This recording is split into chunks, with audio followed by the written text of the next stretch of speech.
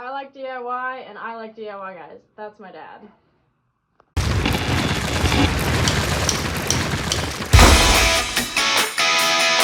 Hello, welcome to the DIY Chameleon guys, and you may notice that we are here with a guest, Eddy Garabito, also known as Father Blue. Hello. What's going on, you guys? Hey, thanks for having me. I'm excited. Hey, Eddie. Oh, this is great because we want to talk about building large cages. And when you're DIYing or when you're dealing with something that requires a large cage, DIYing is sometimes what you got to do. And so this is a perfect topic for this particular podcast here because James is Parsons guy and Eddy. How about for those people who are have been sheltered in life and have never heard of you?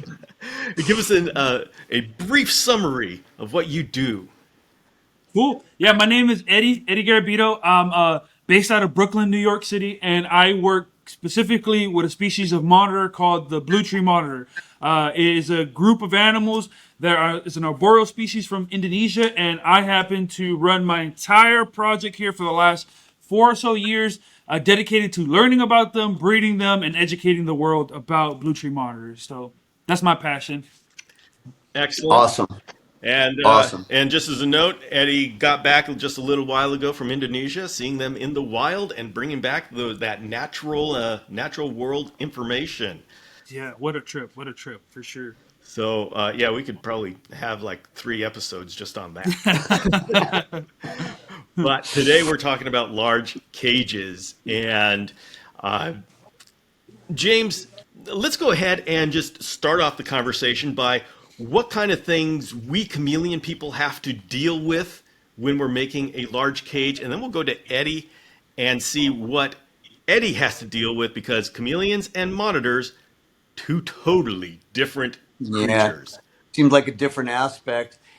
Yeah, ours are more keeping humidity inside of the cages. Moisture is always a big issue with our cages. Being able to seal them, types of doors that we use, and then we get into lighting and those types of particulars. But I think our biggest issue when we're using wood is being able to keep the wood from getting damaged. That, along with keeping plants and having drainage systems, are very important to what we do. And so, that puts restrictions on our heights so that we have access to the bottom, to the back, to the side. Um, those are a bunch of the things that we got to deal with right from the get-go. All right, and Eddy, so when you're putting together plans for a blue tree monitor enclosure, give us, you're talking to a bunch of chameleon people. They all know James and they've seen his stuff, and we know chameleons inside and out. So let's like start at the beginning. How big of a cage do you need to build?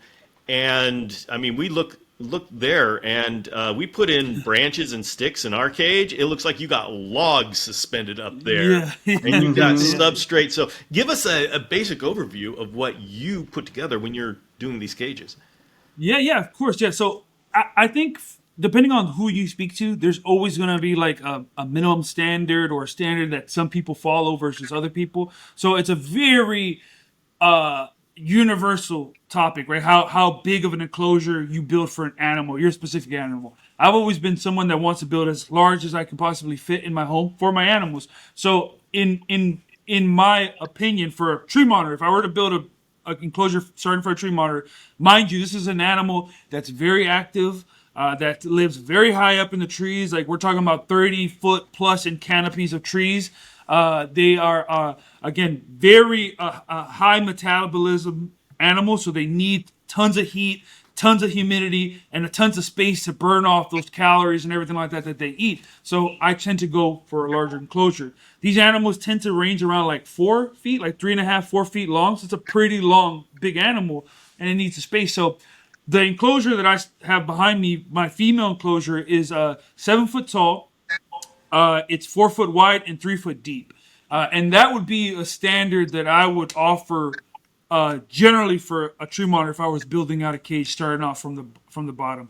The biggest issues that we try to combat when keeping these animals is similar to how James said. How do we keep the moisture inside the enclosure so to keep the humidity up? These animals are from like the jungles of Indonesia, so they need high humidity, like in the 70 to like 90% range of humidity. They're from a climate that rains quite a bit, so you have to be able to mimic that sort of thing from whether it's fogging or misting. You have to provide deep substrate in order to keep that humidity in, as well as use it as like a thermoregulating mass to keep temperature stable inside the enclosure. And like you said, big logs, because you want to be able to have these animals bask on a surface that is as wide as their body, right? In order so that that thing can heat up, draw in that heat, and then give it to the animal at the same time. So you want to have all that stuff. And the what's different from monitors and chameleons is that these animals are able to climb up surfaces, right? If they can grab their claws in it. So when building an enclosure, you also want to factor in giving them the ability to climb up sides of the enclosure, so you build another dimension for them to be able to utilize inside their enclosures. So it's definitely a big daunting task when building it, if you want to do it the right way, in my opinion. All right, I want to talk to you about hydration because we do a lot of misting and fogging, and of course we've got drainage to deal with. Now, when you're talking about monitors, you're talking about high temperature, high humidity, and so you have to have water in there, and so and I see that you've got some substrate. So, could you tell us what kind of things you do as far as hydration? And what you do with the water, assuming you do misting and fogging, which I mean, I don't know, maybe you use water dishes, but well, first maybe I ought to ask, what do you do for hydration? That's a very good question, right? And one thing that a lot of people miss out when building their enclosures, I think, but I do misting, and I specifically do more misting now in a different range than I did previously after going to Indonesia and actually seeing how these animals lived in the wild. So previously, I used to mist, I would say like 5 times a day, about for like 30 seconds a day, right? And in my opinion, that was enough in order to get the animals hydrated and also keep the humidity up pretty high. And now I miss once a day, and I miss for about 5 to 6 minutes continuously, almost to mimic like a small rain shower for the animals, and they are able to consume as much water as they need within that amount of time. I usually go through, I want to say, I have like a 50-gallon drum, and I probably go through like 25 gallons of water a day, misting during that entire 5-minute session, or as much as that drum holds. I'll fill it up all the way, and by the end of the misting session, it's like halfway full or so. So it's a lot of water that I'm misting, but I have a lot of plants inside there. I want to say about like 10 inches of substrate that also helps to gather some of that moisture. And then the biggest thing that I thought about when building these enclosures was I added a drainage layer and then a false bottom that had to drain in order to expel that excess water. So I'm able to remove the water that I'm misting in there continuously once a week or so. If the plants haven't taken them up, then I'm able to expel them out manually. Okay, so it sounds like you don't have an active drain situation that always drips out. Is that correct? Yeah, I don't need to, because the false bottom that I have on them is deep enough, and because of the surface area that I have for the bottom is sufficient enough to hold water for even. I've had it go for a month, and that still wasn't enough for the water to get bogged down or overly wet or anything like that. And I just open a drain, release all the water, and then I'm done to go again. And so how do you drain that out the front? I noticed that your cages sit really low to the ground. How are you Yeah. getting the water out from underneath it? Yeah. So I lifted the cages 1 foot specifically so I can install a 6-inch drain at the bottom, Uh-huh. and the 6-inch drain is then connected. I connect 2 cages to each other that use as like a main valve, and then there's Okay. a open and shut valve that allows all the water to expel from the front of the cage. Okay, Yeah, that makes yeah, a lot of sense. yeah. That's So every definitely week, different. And do you find that the substrate that you're using is that just for humidity, or is that purposeful for the animals? yeah. Um, It's a multitude of things. It's for the humidity. The larger the more depth you have of substrate, the more water it can retain, and the more humidity it can release slowly. I also have this unique thing in my enclosures where I have a basking lamp that's suspended about 12 to I think like 15 inches from the actual substrate layer, and that Okay. also acts as Helps. another thing to evaporate the water and then create more humidity inside the enclosure. So that's an added thing that I added to regulate temperatures a little bit better, but also to increase the humidity from the water that's being put in the substrate. You know, so Okay. All right. What is the soil that you have chosen? As in the mixture, do you make your own mixture? Do yeah, you yeah, yeah. purchase bioactive? No, so this mixture it's a very live mixture that I've had recycled for the past like 4 years of keeping these animals. And what it's over the time it's been a bunch of different stuff, but it started off as a base of like I want to say 20%, 30% topsoil that you get from Home Depot. Another like 20, 30% of like outside actual natural dirt that you get from your backyard.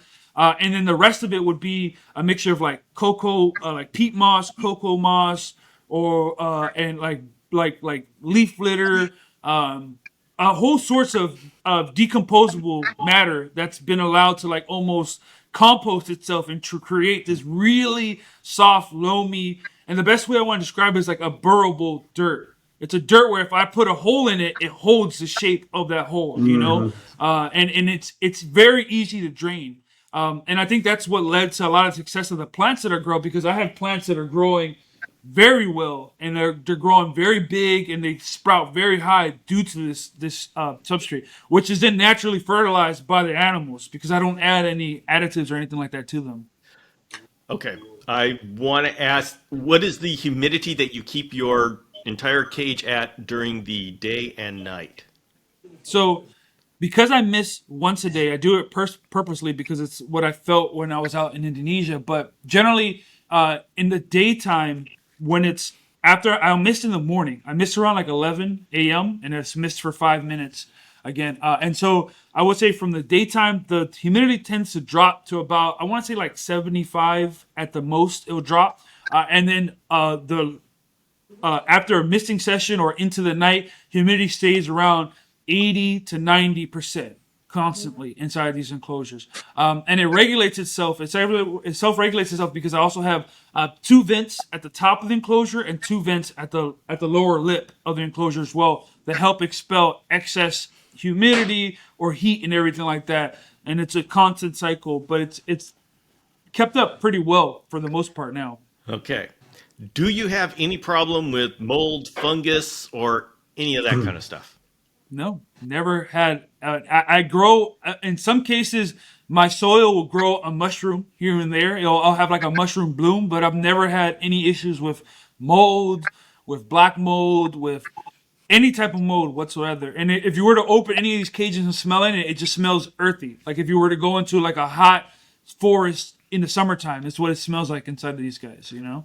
Yeah. See, I am starting to challenge some things that I have thought for many, many years. Always saying, okay, we want the cage to dry out so we don't get mold and fungus and that kind of stuff. And it sounds good on the surface, but I'm starting to test exactly how far we need to take it down. And I'm thinking we don't need to take it down that far. And so I'm starting to walk a dangerous road here of keeping high humidity and finding out if I do keep high humidity, say 80% during the day, and then up to 100% during the night, well, okay, what's going to happen? Yeah, So, yeah. I you mean, know, you've been to Madagascar, so I'm sure you felt what the temperatures, the humidity was out in those places. And if it's anything like Indonesia, for me, it's a constant high humidity, oh, no matter where you are. It's literally like just you're suffocating to try to breathe because how high it is in some of these locations. So So you're suffocating to breathe. You just made a statement there that caught my attention. So it feels stuffy when you're there. yeah, yeah.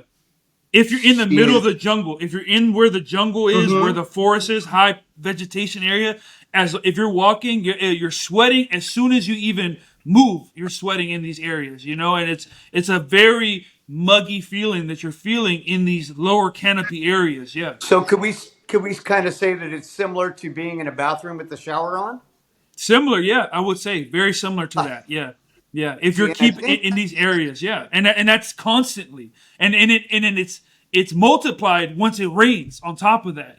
So See, and that's something that we always try to avoid, and with using air circulation. So that's where we came up with the introduction of um, computer fans to help create just a little bit of air movement to take that mugginess away. Um, so I think you know Yeah, one thing that we're I'm doing. learning things here, and yeah, it's very interesting to see that aspect of it compared to what we are. Because Bill's been to Madagascar, Yeah, and and you're going to have fun, James. I Now that we've had know. all these conversations, will I you go know, to and it's going to get Madagascar? really weird when I get home and probably really expensive. yeah. Um, but what I'm seeing here is Bill says when he's in that environment, it's not hard to breathe, and it Oh, okay. Well, there's a at difference. least that's what I got from some conversations. Maybe I'm wrong. Yes, yes, but there is a difference between elevation. When Okay, Eddie's talking about, he's like low elevation. Yeah, in a yeah, pit, yeah, yeah. And that's exactly what I yeah. want to get to. That's a good. That's. I'm glad you brought those up because that's one of the things that we saw. Right when we were in these lower levels beneath the canopy, it was muggy, like I said, very hot. Everything is wet in these areas.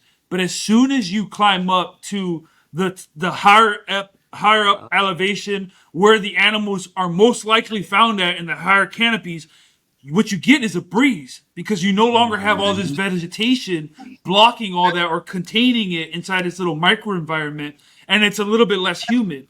And you also got to think about like comparative to an enclosure, it's this vast land that has no Yeah. matter what, it has air circulation comparative to where we have here. And another side note for at least where I was at in Indonesia in Batanta, the jungle, the forest is literally right next to the ocean. It's one walk and it's neck and neck. Is the difference is literally sand, right? You go from sand to dirt and mud and everything like that. And so you also have this that influences the high humidity in that area for my particular animals as well, which could potentially cause a difference in temperature zones compared to chameleons. But what we have to deal with in captivity is that we're trying to keep high humidity inside of relatively small cages, and so we have to cut down on the ventilation, and so we're always doing this balancing act between Balancing act. humidity, because the chameleons themselves, no doubt, they could handle and love 80% humidity. I mean, okay, there's lots of different chameleons, but the major ones that we run into, they have no problem with 80% humidity. It's the stagnant air that comes from us keeping them all into a small cage, and we have to stop the ventilation to maintain the humidity, and so that's what we have to And I balance. feel like that's that one step backwards that we were having so many issues with back in the 80s and 90s is that the stagnant air was killing our animals. We were trying to keep them in glass con- enclosures, and we weren't realizing that that stagnant air was actually killing our chameleons. Yeah. And that's where the whole screen cage thing came to light, I think, is because we knew that we were hurting our animals with this stagnant air, and we didn't put two and two together to have the high humidity, but still have enough air circulation not to cause the issue. Yeah. Yeah. Yeah, That's the hard the thing. future of the chameleon community is these larger enclosures, Yeah. and that's And that's what I found too, Bill. It's and Eddie is these bigger enclosures are so much easier to control. Yeah. In When I some have cases. my little 2x2x4, even though they're the exact same cage that my bigger ones are, when it comes to, um, you know, the way I put doors on them and keep the humidity in, the bigger ones are so much easier to control. yeah. And the thing is, we can create more microclimates and gradients within these larger enclosures. So Yeah. that it just we're just needing manufacturing to catch up. At least now in the community, we are getting a lot of larger cages at a lower price point, which on one hand is good because it's going to get people exposed to working with a larger enclosure. but the fact that they are so cheap, they are Mhm. not going to be a good long-term experience. And Yeah, so, yeah. as soon as everybody gets over this, oh wow, look how cheap they are, and then they start going, yeah, but this is They last you a year, yeah, kind of like and a then little they bit more start quality. degrading and So, falling apart. Yeah. but at least You know. this is the evolution that we all have to go And I through. mean, I've ran into that too with my bigger enclosures. You know, the ones that I've made out of wood. You know, there's some definite fail safes, and then there's some definite flaws. You know, Same. moisture escaping once it hits the outside of the cage. Sure, you're doing your best to keep it wiped up and everything else, but you know, I'm having some minor failures, which you got to stay on top of. So I call it maintenance. Yeah, You same. know, every 6 months I got to go through and try to check to make sure, sand a few things down. You know, change out some more screws here to stainless instead of, you know, and it was just it's a learning process. Yep. You know, we're not Yep. all perfect right out of the gate. You know, and the sealing experience. You know, but again, I always fall back to my old favorite, and I'm really anxious to ask you how you've done this. But I use Flex Seal as my main sealer, and it has just been a godsend to me. So I'm wondering what you've used as a product to as your barrier between your wood and the exterior of the cage, and how are you keeping your wood material from being damaged by water and Oh, moisture and humidity? it took a lot of money and time to figure out how to combat that issue. Because originally, when I started these cages, I built them with just regular wood, OSB wood, and then I purchased. I spent more in waterproofing paint than I did in materials to try to get these things to be rock solid. And I bought this product called Dry Lock, which you guys are probably aware of. Yes. It's a masonry like waterproofing paint, and I probably coated the inside of the bottom of my closures with silicone, and then maybe like 10 coats of Dry Lock. And at the time when I first started, I thought that that was a significant enough barrier to prevent the moisture from escaping. And unfortunately, I learned 4 months into that build that each one of my cages started leaking from this product. You know, each single one. Mhm. And luckily, I was in a mindset that I wasn't finished upgrading the cages. I still needed to build fake rock walls. I still needed to do a lot of stuff to the cages, and so I had time to fix it. And so what I learned from my friends in the Europe is they use what's called pawn liner, and pawn liner is pretty much like I would say like a 9 millimeter thick plastic that you can shape in order to put a plastic barrier at the bottom that's completely waterproof, and that's now what I use. So each one of my enclosures is lined with about a 12-inch barrier of pond liner that's sandwiched silicone shut, so it's completely waterproof. The drains attached to that at the bottom, and then the rest of the walls are dry locked or faked rock walled, etc. So the water spills from the top, goes into the pond liners, and then I'll be able to expel the water. Works a lot better than what I did before, for sure now. Yeah, it sounds familiar. So that's what's nice about the liquid Flex Seal, is it literally becomes a rubber bowl. Yeah, yeah. You can paint it on, and by the time it sets up, you know, I mean, it's going to take you a week to 10 days for it to completely cure. But once you're done with that, you can pull it out, and you literally have a rubber bowl in your hand. I would Um, love to use that next time. I think I yeah, didn't do it because it was more cost effective or faster to do with yeah, the pawn liner. it's not cheap. Yeah, That is the and I love it for my floors, but kind of like you're using the dry lock on the walls, they have a spray, and the spray bonds really well to stuff, but it's not as rubbery as the Court liquid product is. yeah, yeah, And yeah, so I found a really nice um, symbiotic uh, correspondence with the two of them together, using the rubber for the harder spot on the floor and the spray for the walls. it's a good And idea. so I think we're both on the same page, just different products. Yeah, yeah. You know, so this what's going to be neat about this is 6 months, a year, 2 years down the road, we're going to get back together and talk about this, and maybe we'll you know we'll either be going, I told you to use Flex Seal, and I told you to use Pond Liner, and you know there'll be a winner, but we'll do it in a loving, caring way, Yeah, Bill. yeah, yeah, of course. There will be no I told you so's. It's going to be, yeah, bro. Let's get another beer. All right. So this is something that I want to ask both of you. and that is the backgrounds. And since Eddie, you are the guest, you get to go first. And so That's not fair.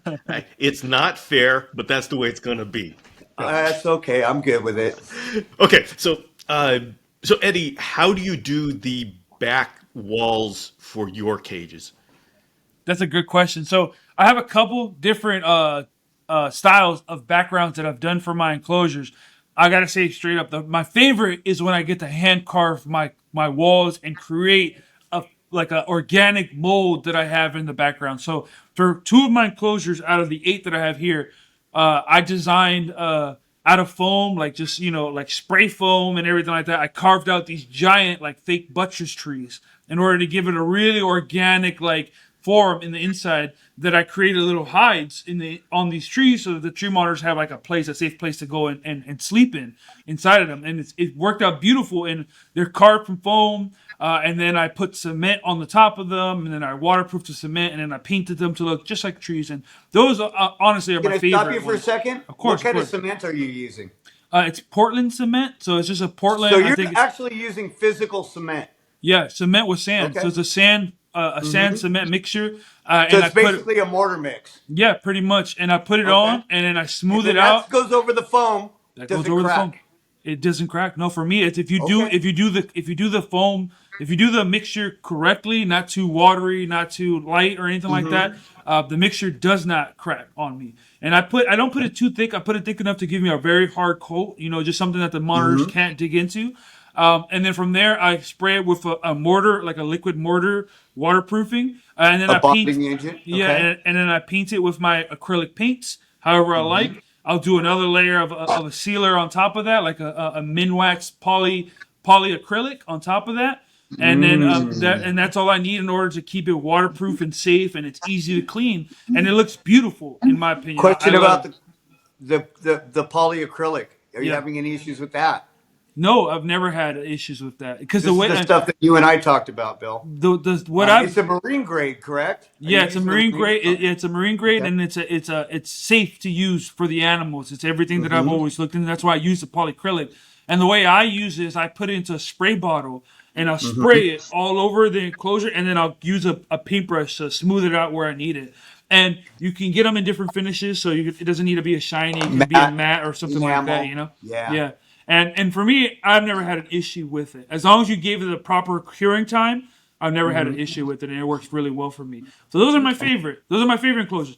The rest of my enclosures, I was blessed when I was building them, and I reached out to Universal Rock, and Universal Rock sent me an entire roomful of their product, to as a sponsorship for my room. So that was beautiful to use that product for the first time. And for you guys that don't know Universal Rock, it's a company based out of Texas that makes, I want to say it's like a polyurethane based plastic like mold, a pool of rock walls that you can cut and form and shape in any way you want to have a very malleable and easy to clean and easy to use fake rock wall background. And it's beautiful. I love that stuff as well.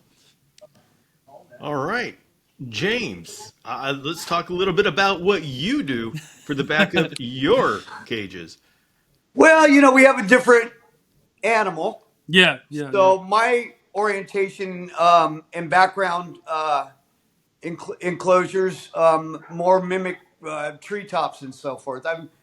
We don't need rocks with the chameleons, but I'm loving what I'm hearing, and some of it I think I would implement anyway, just to get that feel of maybe being in a pocket of a canyon where we still have.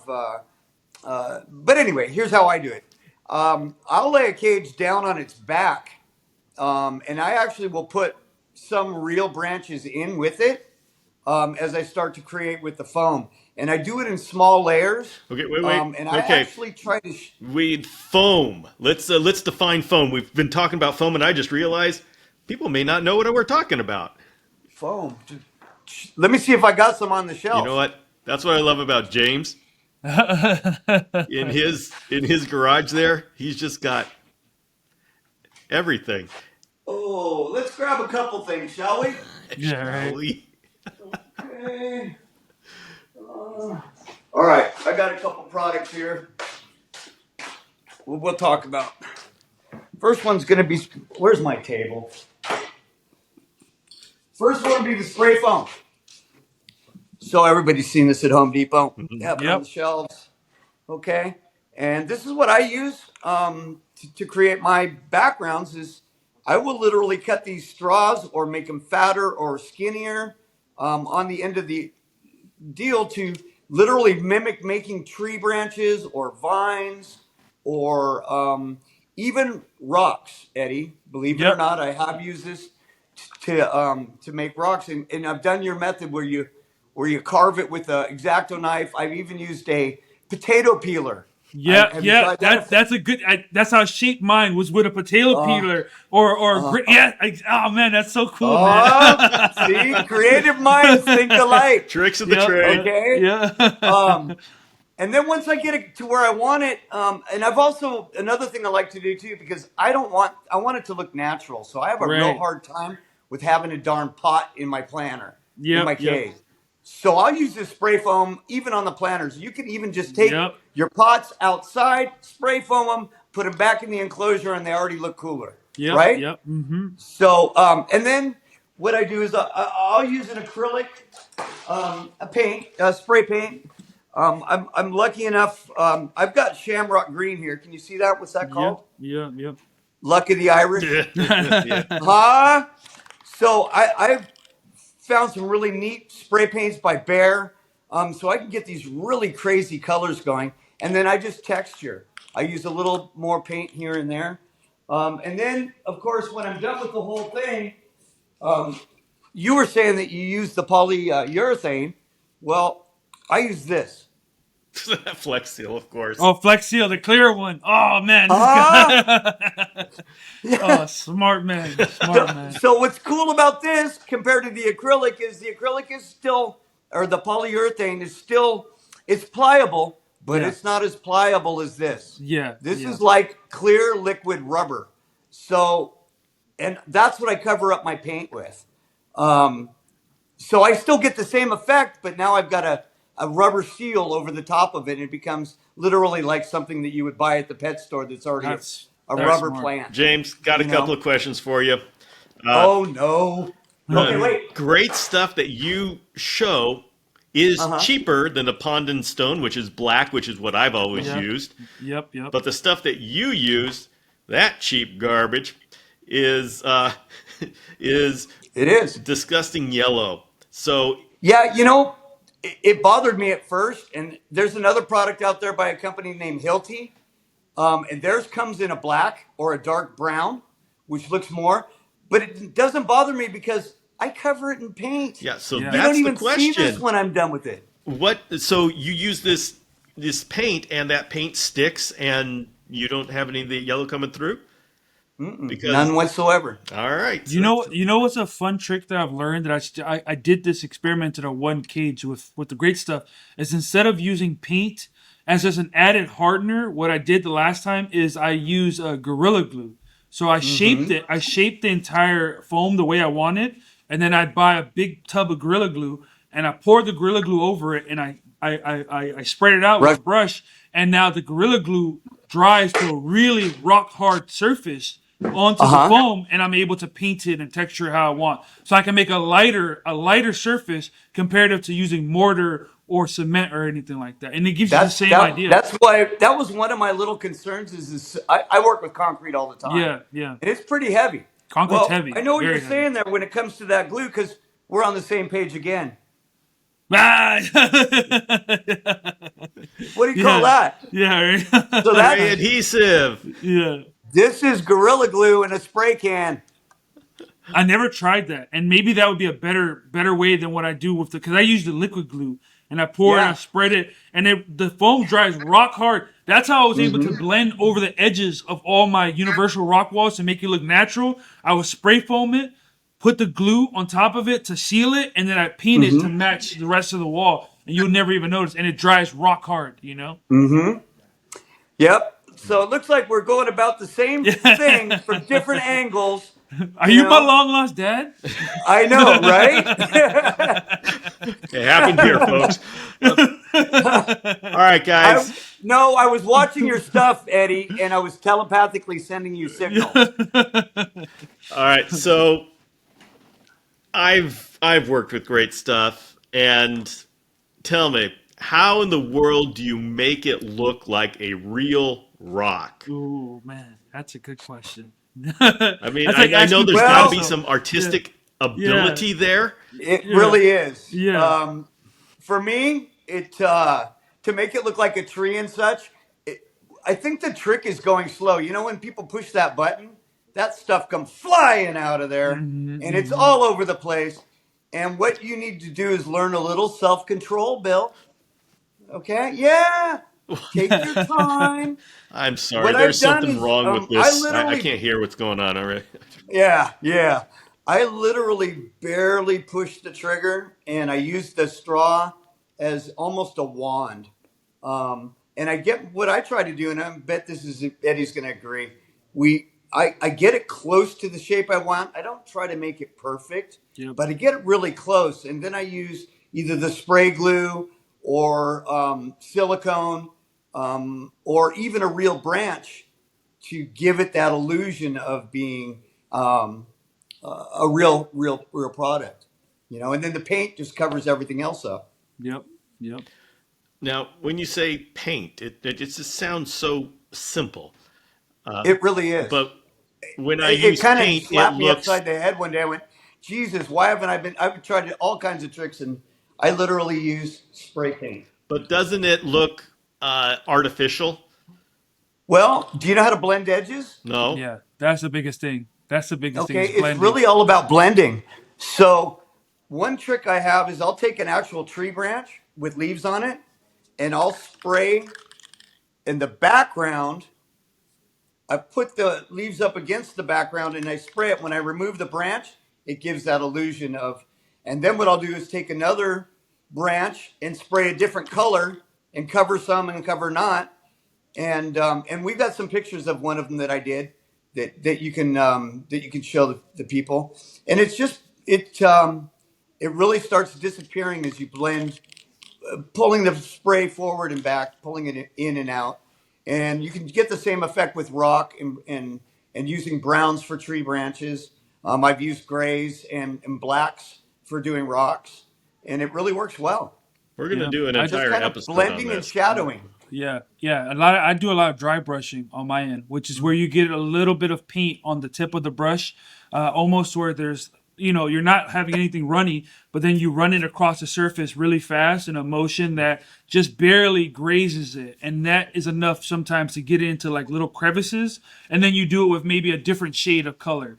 But you use it. What you're doing, like you said, is you blend it. You want to make sure you create contrast, like shadows and everything like that. And then whatever your like focus color might be, like you want to do moss, you do that as your last detail color, How on do you top of everything. know what colors to use and how to References, do man. this? I screen through Google so hard before I pick a style of a tree that I want to mimic, and then from there I use it as a reference for a lot of my enclosures. So you'll see in my stuff that they all tend to be it's a unique like style throughout that one cage because I want it to look like a butcher's tree that had moss growing here and the moss is starting to spread. Or in like my other enclosure, I want it to be like, no, we're gonna make this an entire mossy tree, but we're gonna make it very textured, very detailed, very so you can see the differences. So it's just you pick a style that you want to reference and go from there. All right. I got a question for you, Eddie. Yeah, what's up? So, say you've got one of those enclosures, like the ones behind you. You've got it all set up. Looks pretty nice, Eddie. And you're pretty proud of it. And you're looking at it. And then you notice a little puddle of water on the floor, on the ground. Your cage, Outside. you're Outside of the outside enclosure. the cage. Oh Your man. cage is leaking somewhere, and it's all together. Ooh. What do you do? Oh, Ah man. yeah. Luckily, I created a failsafe with these enclosures in the sense that they're all individual, right? The only and I'm able to actually pull out each one of these enclosures because they're on a dolly system that can hold the weight of the enclosures, and I can pull them out. And then unfortunately, I got to go through the tedious task of taking everything apart, taking all the dirt out, taking all the branches out, taking all that stuff out. But at the end of the day, the way these enclosures are built, they're almost like a Lego set where once I take one portion out, I can always put it aside and I can put it back in the exact same way that I took it out. You know, from how I built the substrate is obviously removable. The drainage layer is removable. The false bottom is removable. The drain is accessible. Every of these components is able to be removed, and I can address those situations as I need to. You know, and luckily, knock on wood, I don't got to deal with that. And hopefully, you don't curse me here, Bill. But but no, so far it's good. But if I do have to deal with that, it's a pain in the butt. I tell you, man. Yeah. Yeah, when I was Yeah. first learning I've how had a few to of those put a myself. silicon bead, I did it wrong a number of Ooh. times. Yeah. Yeah. But you Uh, learn ran as you into build. with Yeah, as you build these silicon, enclosures. more is not more. No. No, it doesn't. And you got to finger it. I found about silicone. You can't just squirt it on and leave it. You Yeah. actually have to spread it. That's what creates that seal. Yeah, yeah. Yeah, I now have learned that lesson too. I literally, once I'm done with the cage and I'm sure it's cured and everything else, I spray water in that sucker for 2 or 3 days. Yeah. Yeah. I'll just leave it outside and I will turn the misters on and just let it run and make sure that nothing's leaking. I've got one enclosure, and I did that. I mean, there was inches of water in there, and okay, this is tight. But then I noticed there's water leaking out, just little drips, and this is like a week or two later, and I am still working on figuring out what exactly is going on. So yeah, I got some pain ahead of me. Yeah, that's the worst when you have to deal with that. And like I said, I did deal with that, you know, at the beginning of building these enclosures, which led me to the pond liner as that failsafe. And even still, underneath that pond liner, I still have a generous layer of dry lock as a second deterrent, you know, to hopefully give me a couple weeks or so of protection, you know, until I can find the issue that caused it. Well, James, how would Flex Seal do instead of a silicon bead? I think we're talking about PVC enclosure. Yeah. Yeah. I would remove the existing silicone. Okay. Go back in, reseal it. So you use your razor knife and just cut it right to the joint. Reseal it. As it's curing, I would spray the entire inside with Flex Seal. That's all of my cages are literally.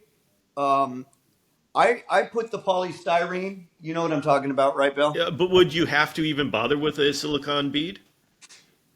I don't think you would. I'm just Mr. Extra Extra. So I think you could totally get away with it. In fact, I've sprayed my doors, wood doors with the Flex Seal, and they literally have sealed, and they have not. I've had zero issues. Whoa, that's So that's what I really like about the Flex Seal. I don't want to be Flex Seal guy, but gosh darn it works. I mean, when you got something that's literally a corny commercial where you spray it on a screen door and the guy freaking rows the boat across the lake, it kind of makes you wonder, hey, maybe it works. And why has this product been around now for 10 or 15 years? Yeah, that's true. It works. They don't even have to have the commercials anymore, and it's still all over the shelves. All right, Eddie and James, we're coming to the end of our interview here. As we close off, Eddie, I want to ask, for the people who are just starting off and saying, okay, it's time for me to build an enclosure. Because what happens is you start off, in the chameleon community, we start off with a cheap screen cage. And once you get your legs under you, you start thinking, okay, wait a minute. I can build a cage and I can fill in however much space I have. So I've got 4.5 feet. There's no cage that's 4.5 feet, so I'm going to make my own. So what would your advice be to somebody who is just starting off to make their first cage? what would you say to them? Just do it. Just get out, strap your boots up, get your tools, whatever you have handy. Go to your local Lowe's or your Home Depot. If you don't have a saw, ask them to cut the wood for you, because there are ways to get this done. Ask your neighbor if they know how to help you build this thing, but just build it, because you're gonna learn so much from that first experience that's gonna help you with all the other cages. I built my first enclosure when I was 16 years old, and it was like a 6 foot by 2 foot by 2 foot enclosure for a little baby Savannah monitor, and I didn't have any tools, but all I had was a regular power drill, one drill that I had to drill the holes and screw all in the same thing. I didn't have a saw. I had a Home Depot guy cut all my wood for me. I bought all the paint. That thing was more crooked than anything in this world. It was not straight, I'll tell you, but it worked. It worked, and I learned how to build them. Now I'm here to the point where I can just look at the wood and it turns into a cage for me, you know? But you don't get that experience until you get your hands dirty, you get a couple splinters, and you learn how to build, you know? So just do it. That's what I would say. Okay. James, what would you say to someone who's just starting off? Watch a lot of videos. Look at a lot of stuff that other people are doing. YouTube is a godsend. I didn't know how to do tile, and I watched a YouTube video and I tiled my bathroom. So, that's where and look at the styles that people are using, and try to mimic what they're doing. But yeah, Eddie's 100% right. Just get in there and do it. You're going to waste some money and you're going to screw up. And screwing up is called learning. It's not a mistake. It's not a mistake unless you've didn't learn something from it. Mistakes are what push us farther, and it's like everything, Bill. It's just like how we're doing our husbandry. It's just like it's all relative. And if people would just calm down a little bit and realize that it's supposed to be fun, and don't stress out so much, and use your creativity, anybody can do this. Yeah. And Build another thing. Build for the animal. Don't build for your friends. And what I mean by that is, like, build an enclosure that's made to take care of the animal and to give it the environment it needs. Don't build it because you're trying to impress your neighbors, YouTube, Instagram. Forget that. It can look ugly on the outside as long as it's able to provide everything your animal needs. That's the biggest thing that I will give you. Yeah. And I'll say, from my experience, everybody, I'm kind of handy, but I'm certainly not a carpenter. And when I started making my cages, there wasn't any YouTube, and so I kind of figured things out. And looking back, I mean, I did the most amazingly crazy things. And I tell you, let's see, the first big cage I made was 30 years ago, where I said, all right, I'm making a 6 foot by 6 foot, this is a huge walk-in thing. And I tell you, I did the best I could, and I over-engineered that thing beyond belief. I mean, those panels were so waterproof and indestructible that my mother to this day has them in her backyard as trellises for her plant. and then there was the time that I was trying to figure out how do you waterproof wood, and I used beeswax, and I literally sealed an entire cage with beeswax. That thing took me over a month to seal all this.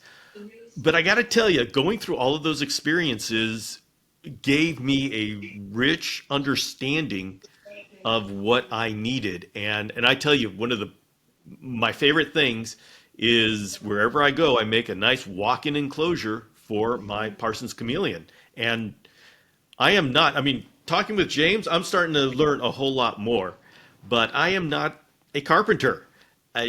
But a cage is just a wall with screen. With us, it's a screen, or maybe PVC or plywood, whatever. It's not that hard. Doors are hard. But we did an entire episode on doors because of that. So I want to encourage you, just try it.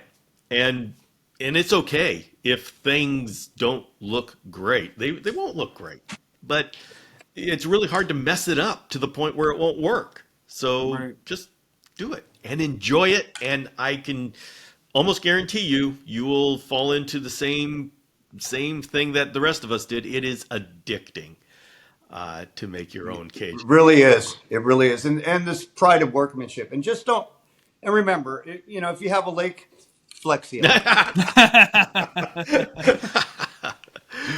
What? All right, everybody. Eddie, thank you very much for coming on and Yeah, sharing what thanks, you're Eddie. doing. No, thank Too you bad guys you for live having so me. far. I'd love to come visit you. Yeah, same, man, same. I would love to see you guys' houses. I bet you those things are amazing. We're having a lot of fun, that's for sure. Yeah. So, all right, everybody. Thanks for joining us, and we'll see you next time.